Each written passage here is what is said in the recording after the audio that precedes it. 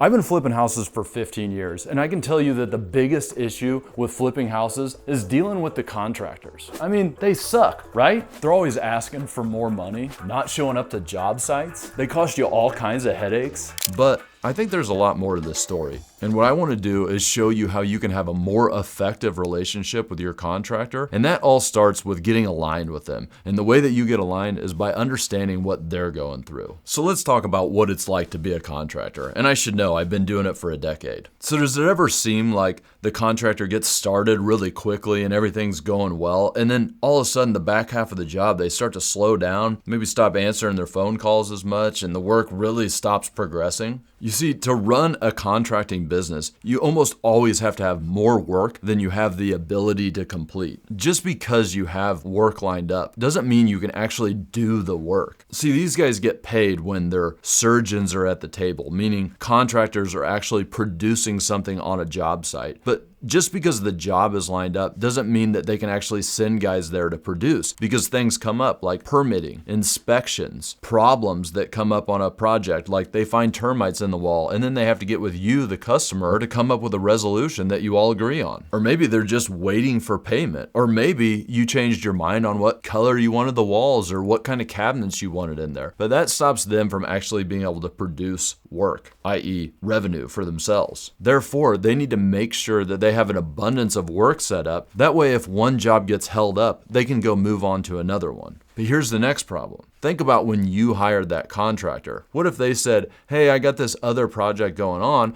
and so I'm going to be able to start yours in about 6 weeks? Yeah, right. You didn't like that, did you? And that's the thing that they're facing, that once job A starts to get to the end, they need to go out and start looking for job B. But then once they land that job, well, the customer wants them to start right away, and they kind of have to start right away. Otherwise, that customer is going to go hire somebody else. I wish it wasn't that way, but it is that way. I mean, these guys have to be thinking about getting paid, paying their crew, putting food on the plates of their families. Now, I'm sure you're sitting there thinking, well, gosh, I paid them so much money. How do they need to take 2 jobs on at the same time to do that? So yes, there is a lot of revenue. However, that revenue has a lot of what you would call costs of goods sold. They have to pay a lot to earn that revenue. At the end of the day, their gross profit is only something around 15%. That means if they brought in $20,000 of revenue, they're probably only making $3,000 of gross profit. But then you have all the overhead expenses like insurance, which for us costs around $15,000. You have administrative employees, marketing, office, vehicles, gas, equipment, tools, they break all the time, legal, accounting. So you might feel like $20,000 was a lot of money to give them, but this business is really expensive for those contractors to operate in, and the margins are really tight. You see, construction has just been around for so long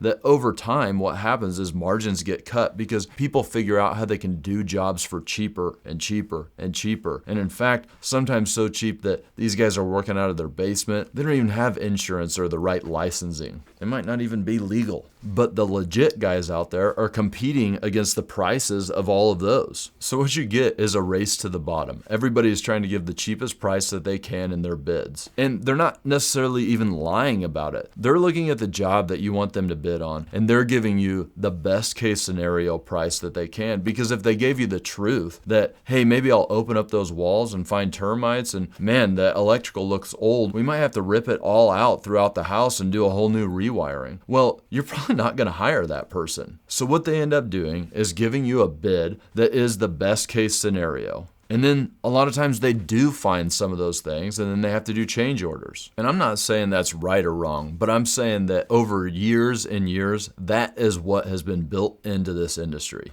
They have to be competitive on their initial bid. Otherwise, you're just not going to hire them. And that's talking about money. Same thing for a timeline. If somebody tells you the truth that, hey, we might run into some inspection issues, we might find things inside the walls that are going to extend our timeline. And gosh, sometimes these projects on these houses you buy off market might end up being like 8 to 12 months in some cases. What are you going to do? Do you think you'd hire that person? Or do you think you'd hire the guy that says, oh man, we'll have it done in 7 days? And then the final issue that they face are indecisive indecisive customers. And I don't think it's out of malice. I think that customers don't realize they're doing these things. But let's go back to what we were talking about earlier, that these guys have to be productive on job sites. So that means when a customer is changing their mind or redoing the scope of work or taking a long time to pay, well, these guys have to pull their people off and put them on other job sites to keep them productive. Or they could just leave them home that day and then not pay them. Do you think that's the right thing to do? All right, I hear you out there. Boo-hoo, contracting is really hard. Why don't they just go do something else? All right, I could get into that, but I'm not asking you to be sympathetic towards the contractors. What I'm trying to tell you is that is the reality. And if you want to be more successful on your job sites, you need to understand that reality so you can get better aligned with those contractors, because alignment is the basis of building relationship capital. You need to understand what each individual contractor's priorities are so you can find profiles that match yours. So let's talk about what those priorities are. So the first priority is price. Of course, some contractors want to just get more money and they'll sacrifice everything else to do that. And for you as the customer, well, you might want to sacrifice everything to get a lower price. Here are the things that you might be sacrificing. Independence. Some contractors just want to go to a job site and be left alone. They highly value the lack of micromanagement and they'll cut their price to match it. Ability to be creative, be a craftsman. Some people really like to build pretty things. Now, us as investors, sometimes we don't want to hire people who want to spend their time on the little details and we just want to rip out LVP floors. And that's okay. That's the point of the priority alignment. Schedule. Some contractors are really used to working a tight schedule and having that breathe down their neck. But some want the freedom to work upon their own schedule. Having trust and respect from their customers. That's pretty universal, but some people forget that one.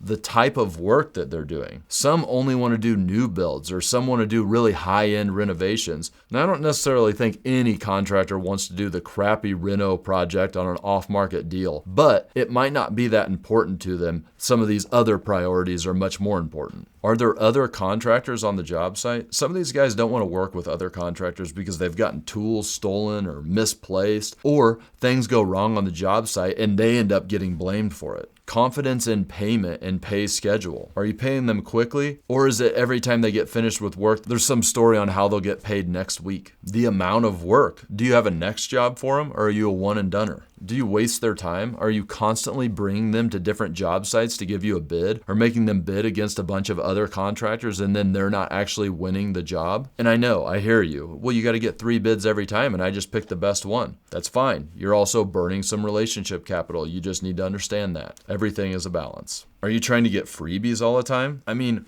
while you're here doing those floors, do you mind doing the blah da da and the da da da and then you expect it for free? And this is an important point, because I hear a lot of you thinking, well, if we're giving extra work and we're willing to pay for it, why do they care? Well, I don't quite understand it either, but I think it's that these guys actually have pride in getting a job done. So when you add extra things, it affects their ability to get to a completed job, and that's what gives them satisfaction. Or they have another job lined up afterwards and they're really trying to get this one done so they can get to the next one. But they don't want to tell you, oh, well, yeah, I could do that extra thing, but I'm going to have to come back 6 weeks from now, because they know that's going to make you mad. Which brings me to the next point. Do you stick with the plan or are you always changing? Some contractors actually love that because they know that they're going to get a huge markup on all those changes you want to make. What about the complexity of the project? Some of these guys don't want to deal with the problem solving that comes up with some of these houses. They would rather deal with a very straightforward project that already has plans and they just need to put hammer to nails. Do they need license and insurance? Is that something that you're requiring? Not everybody does. I'm not saying what's right or wrong there. I'm just saying it's a reality. And finally, what's your level of perfectionism? Are you going to shine a flashlight down the walls to make sure the drywall is absolutely perfect? What about the floors that just got refinished? You see, some customers do that, and that's fine. Some contractors like to deal with that level of perfectionism, but they're probably going to charge for it.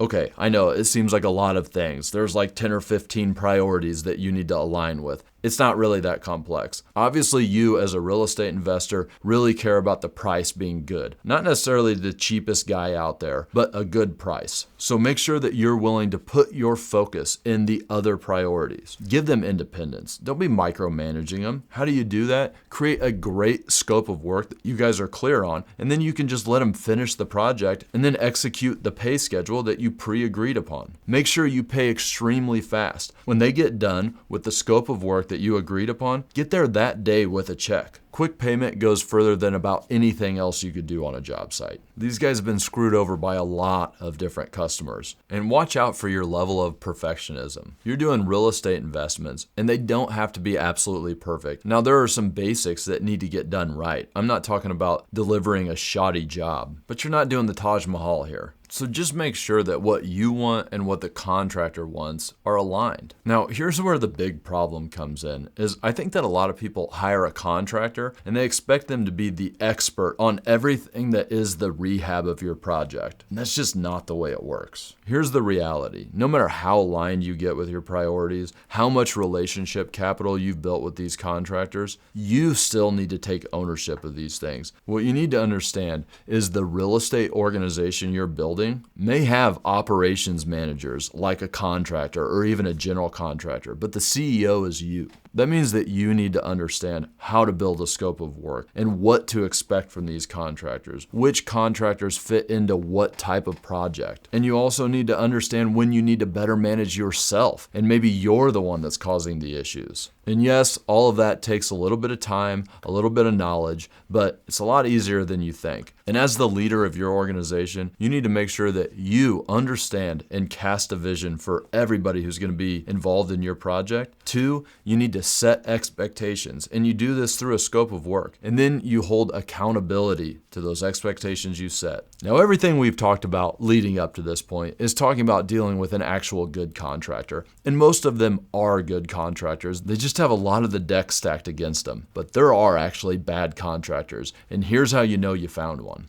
1 is cutting corners. Now, what does cutting corners mean? It means that you set a clear scope of work and they didn't complete it, and they tried to hide the fact that they didn't complete it. Maybe inside the walls, or maybe it's because you don't know what to expect. 2, excessive change orders. Some change orders are going to happen, especially in these off-market deals that we're buying. But some contractors bank on there being change orders and really exploit that. They already have permits, so it's hard to get them off the project. So they purposefully don't tell you about things that they know are going to come up. Then there's the black hole. They get started, everything's going well, and then all of a sudden you can't get a hold of them. They stop coming to the job site. Pretty common in this game. Now, there are some contractor tricks that get way worse than the few that we just talked about. And I've actually made a whole video about the 10 dirty contractor scams. Check it out.